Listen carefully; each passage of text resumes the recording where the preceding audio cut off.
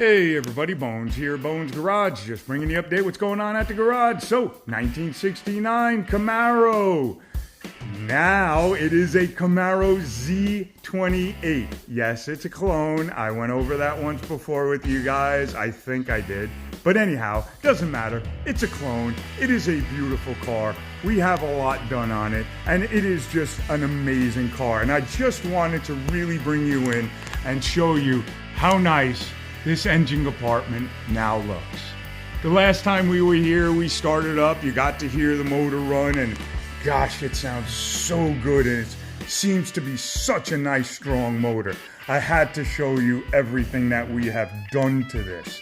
And look at how nice and clean everything is in here. Everything is well run. It's been all planned out. We knew exactly the way we want to run everything, how we want everything, keep everything away from whatever that can melt it, burn it, fray it, do whatever. It really has come out beautiful. All the hoses are nice. The heater hoses are nicely clamped together. They run along with the heater control valve. They come all along right up on the manifold over there, come all the way down and into their respective ports, off the manifold and off the water pump.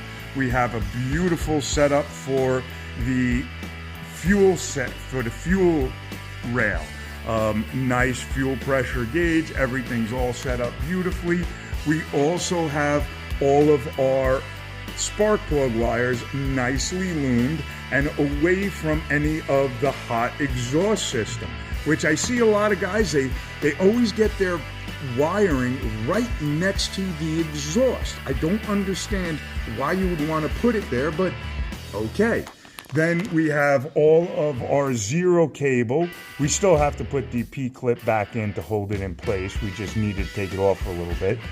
All of our zero cable going right to the starter. So this way we get full power to the starter. Zero cable is the way to go when you're starting up a motor that has a high compression. This is going to be about 10 and a half, 10 and 3/4 to 1 compression motor since we put the new aluminum heads on it with the 62cc chambers in it. Everything is run away from anything that can hurt something else. We also did something really cool. This is an air gapper manifold. Look at where all the wiring comes from. We ran all the wiring between the bottom and the runners of the manifold. So you can't see any wiring.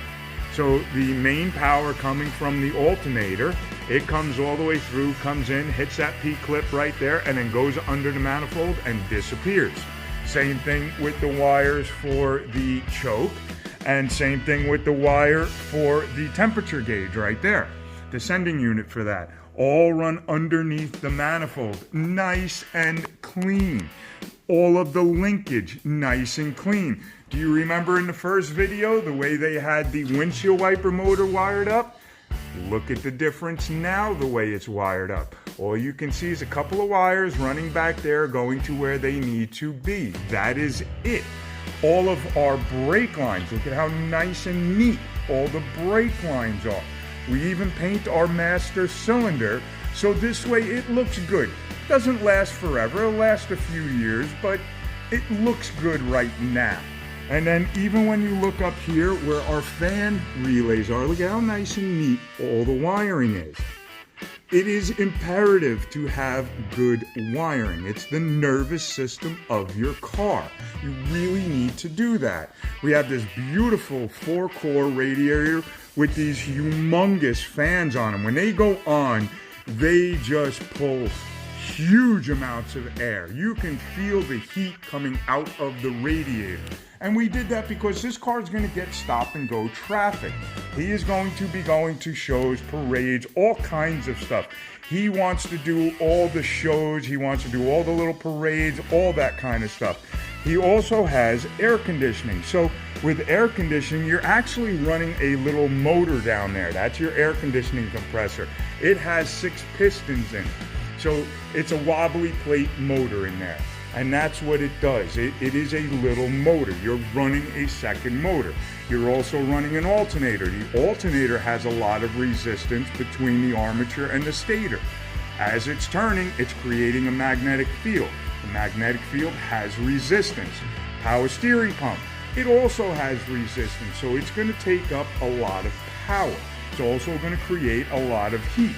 That is why we have such a big radiator with such big fans and a big circuit breaker on it, which again, all protected.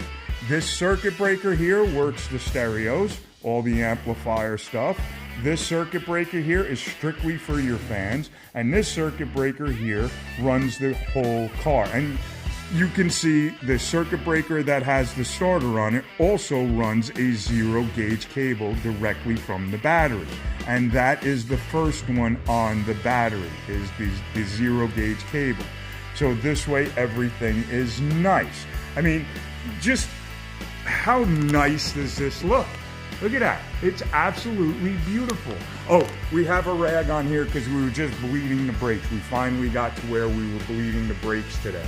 And that's why we still have the rag on there, trying to keep the brake fluid from dripping and hitting anything and taking any paint or discoloring anything. So, yeah, there you go, guys. What a beautiful car this is turning into. Perfect driver. Alrighty, guys, have fun. Talk to you soon.